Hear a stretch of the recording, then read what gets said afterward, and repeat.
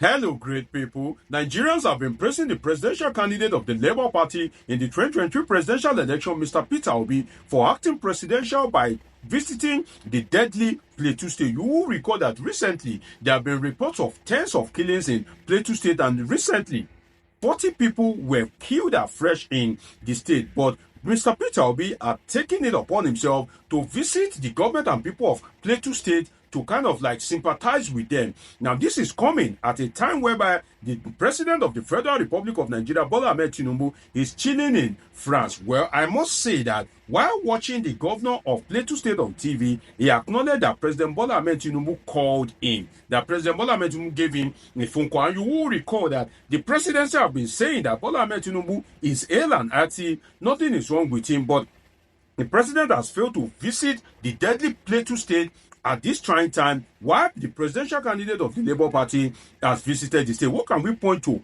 in all of this? What is the conduct of Nigerian politicians pre and after the election? What can we point out in all of this? What is the political implication in all of this? We'll be looking at it and a whole lot more on this episode with your show blog, Dr. Omosoladeji. First, Mr. Peter Obi visited the state. He even sat down, with the people, and it was kind of like relating with them fine, and everything went well. And Nigerians are praising him that, wow, this man is acting presidential. This is the thing that we want to see from the person that we elected as president in the person of Bola Ahmed Tinubu. So this has attracts some kind of like praise for the man, Mr. Peter Obi. Well, why this is attracting praise for Peter Obi, let us look at the conduct of politicians before and after election in Nigeria. You see, if you look at it, the conduct of politicians is always different. For instance, if it were to be during the election period, Bola Ahmed Tinubu would be the first to get to Plateau State.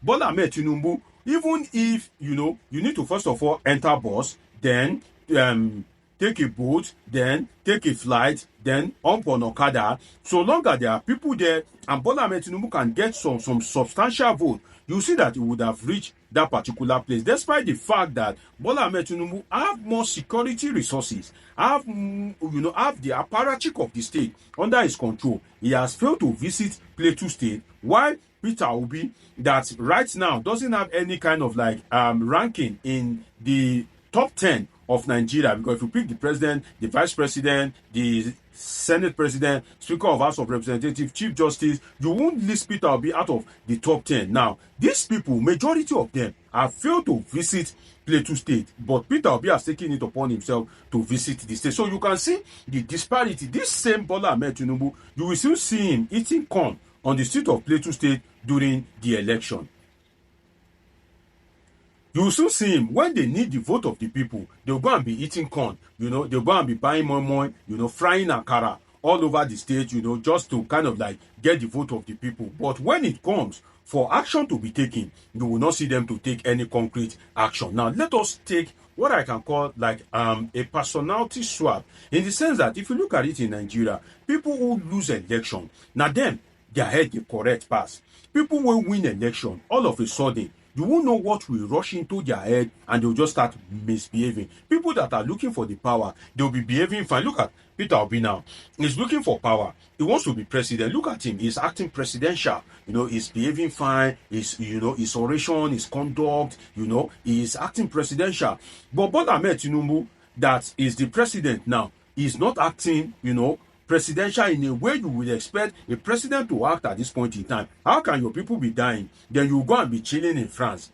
You can imagine. So if you do the personality swap between those that are seeking power and those that are in power, you see that it is those that are not in power that are acting right. While those that are in power, you would think maybe they are intoxicated by that power, or they are just damning the consequence that, well, nothing is going to happen. And that's why I've always advocated that if politicians know that it is their conduct that will make them win election, then they would be acting right and acting to save the people.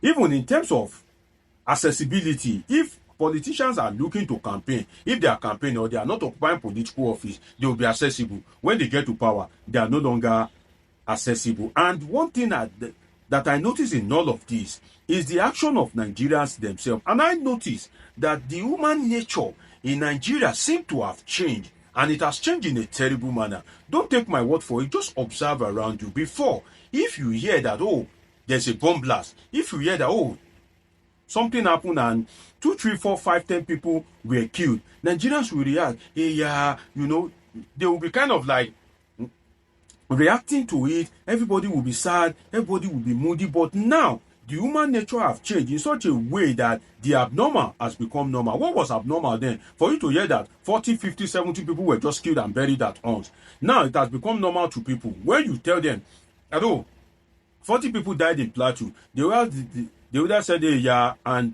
before you know it, they have moved on almost immediately. Nobody is talking about it, and that is why the president can be acting the way a manner is acting, because he knows that it will not come with any consequence.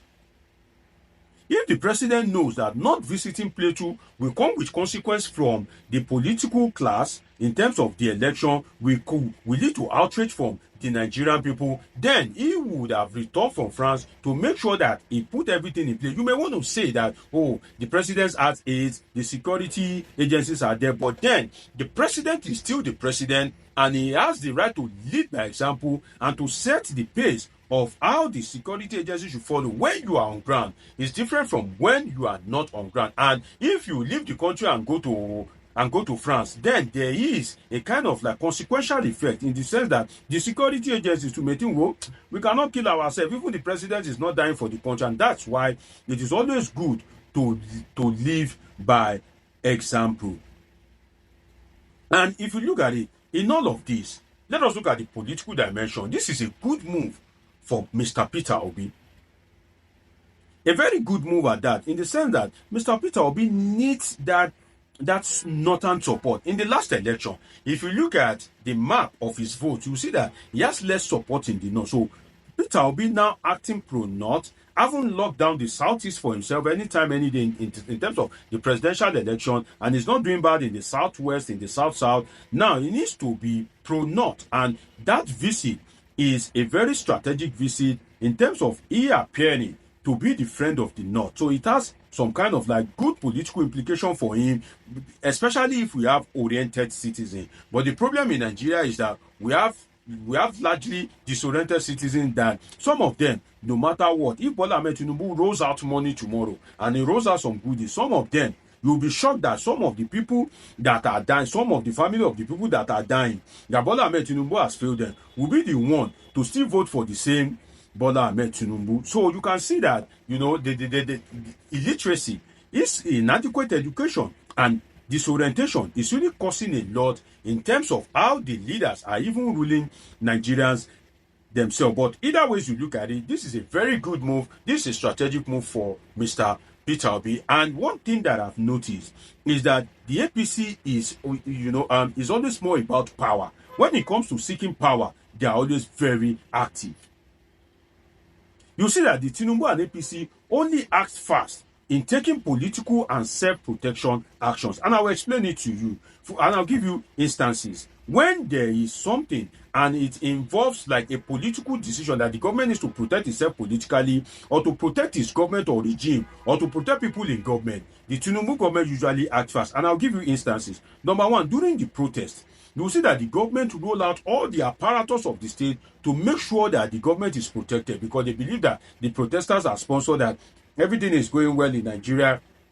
People don't really need to protest. And if you look at it, also recently, when there was news that some leaders in the APC, particularly those of the CPC bloc, they want to come to SDP, you can see the kind of action that the Tinubu government have taken. The APC Governors Forum have visited Buhari. The APC National Chairman Abdullahi Ganduje and other party stalwarts have visited Buhari, whereas these same APC governors have not visited Plateau State. This same Ganduje have not visited Plateau State. So you can see the spontaneous reaction when it comes to protecting themselves, especially politically, and also in terms of self-protection or regime protection. Another instance is the trip of Mr. President abroad. You see that Mr. President now, he decided to travel abroad on a private visit, either for medical tourism or to enjoy himself. When he feels like going, he decides to travel abroad to protect himself, either his mental health or to ease off stress or to consult his doctors. Either which way, it is just as a result of self-protection. If you look at it, I can give you another instance in that regard, which is the increment of the salary of judges. You will see that when the Tinubu government got in, because they know that they usually have case before the judges, they increased the salary of judges by over 300%, whereas the salary of doctors, the salary of lecturers, the salary of other people have not been increased significantly. But because that they know that there's a connection between the judiciary and politicians in terms of political cases, they increase the salary. Imagine increasing the salary of lecturers, teachers by over 300%. Wouldn't that make sense? So the government is trying to protect itself politically. And if you look at it, I'll give you the last example, which is that of the River State of emergency. When Bola Ahmed Tinubu see that it's like River State may not favor him with Siminalayi Fubara being the governor in 2027, he had to install a state of emergency. Whereas Plateau State, there's crisis there. Benue State, there's killings there. A state of emergency wasn't declared. So you will see that the APC bloc, they are all about power in sense of political protection, self-protection, regime protection. And that is why they are failing to do the right thing. And kudos to Mr. Peter Obi for taking the right action, at least for being presidential. And we hope that if God tarries in his coming, and if God says he will eventually lead this country, we hope that we will continue in that light, to continue being presidential. Not that the one that Nigerians will now vote for him, he will just disappear. And he too will be acting like, his predecessors that we are criticizing their action at this point. And we hope that we'll get a change from the Nigerian presidency. It's been an interesting time with you on this episode of Politics. Subscribe, turn on your notification button, catch up with my past videos. See you in my next video. I love you all sincerely.